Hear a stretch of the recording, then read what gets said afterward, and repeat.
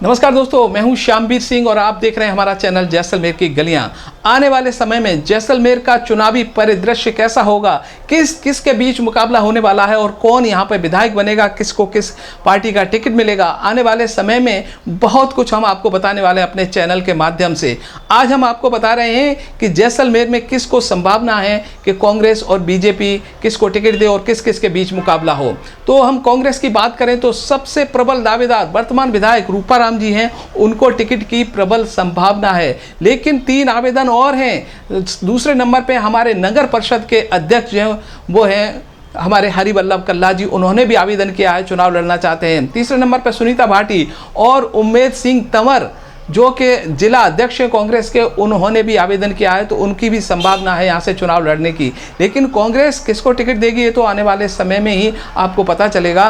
लेकिन अगर हम बीजेपी की बात करें तो बीजेपी में अभी अभी कुछ भी पता नहीं चल रहा है कि कौन यहाँ से चुनाव लड़ने की संभावना है। लेकिन दावेदारी की बात करें तो प्रबल दावेदारों में छोटू सिंह भाटी जो कि 2 बार विधायक रह चुके हैं, यहाँ से तीसरा कार्यकाल उनको मिल सकता है। दूसरे नंबर पर सांग सिंह भाटी हैं, वो भी टिकट चाह रहे हैं, और विक्रम सिंह नाचरा उनका भी कहीं ना कहीं नाम आ रहा है। चौथा नाम भी आ सकता है, संभावना ये भी है कि मानवेंद्र सिंह की जो बीजेपी में वापसी हो सकती है और वो जैसलमेर से चुनाव लड़ सकते हैं। आने वाले समय में टिकट किसको मिलेगा, किसकी संभावना है, तो हम पहले प्रबल संभावना कांग्रेस की तरफ से आपको बताने जा रहे हैं।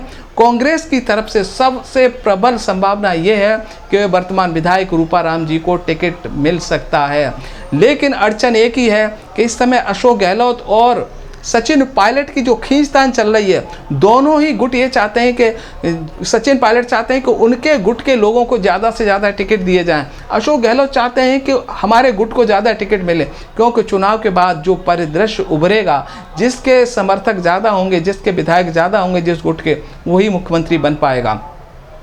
तो रूपाराम और अभी वर्तमान विधायक हमारे जो हैं, उनको कहीं ना कहीं अड़चन अशोक गहलोत की तरफ से आ सकती है, क्योंकि अब संभावना ये जताई जा रही है कि मानवेंद्र सिंह ने मुलाकात की है अशोक गहलोत से, और अशोक गहलोत चाहते हैं कि मानवेंद्र सिंह जैसलमेर से टिकट लड़ें, क्योंकि मानवेंद्र सिंह को अशोक गहलोत के गुट का माना जाता है। दूसरी संभावना की बात करें कि देखिए कि वसुंधरा राजे को बीजेपी ने अभी पूरा दरकिनार कर रखा है, कहीं भी उनका नाम नहीं आ रहा है। तो आने वाले समय में हो सकता है कि वसुंधरा राजे भी कांग्रेस की तरफ से चुनाव लड़ने चली जाएं, लेकिन अभी तक कोई ऐसी चर्चा नहीं है। लेकिन राजनीति में कहीं भी कुछ भी संभव है। संभावना तो ये भी है कि रूपाराम जो वर्तमान विधायक हैं वो बीजेपी के टिकट के उम्मीदवार भी जैसलमेर से हो सकते हैं, कुछ भी हो सकता है। तो बड़ी तेज़ी से परिदृश्य बदल रहा है।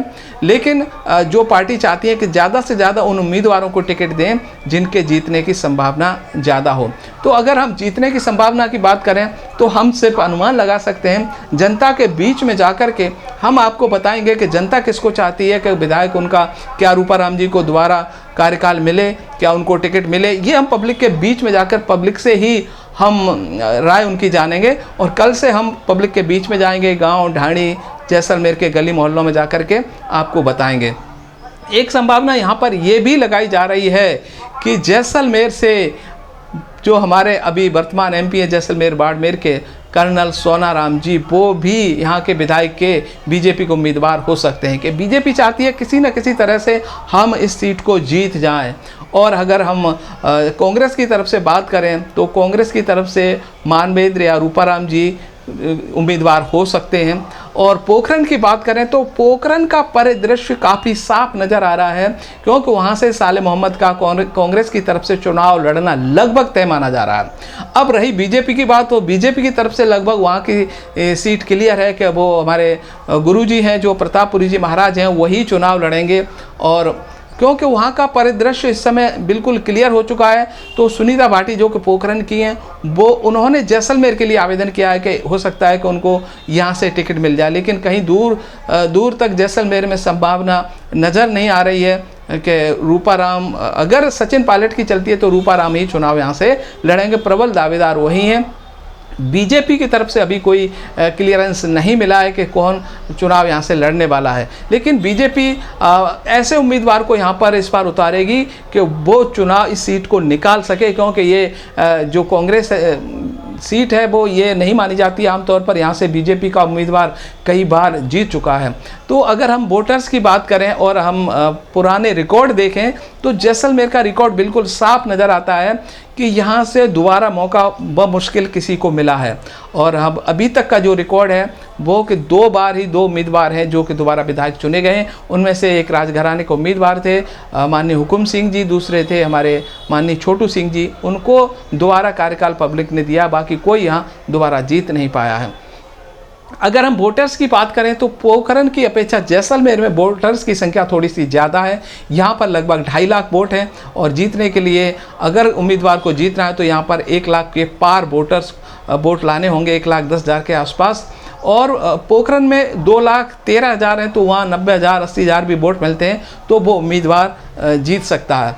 तो कल से हम ये शुरुआत करने वाले हैं, लोगों की राय आपको बताएंगे कि यहाँ क्या संभावना है। आप भी कमेंट्स करके बता सकते हैं कि आप किसको चाहते हैं और यहाँ पर कौन कांग्रेस की तरफ से या बीजेपी की तरफ से किसको टिकट मिले, किस के बीच मुकाबला देखना चाहते हैं जैसलमेर और पोखरण का। तो आप कमेंट्स करते रहिएगा।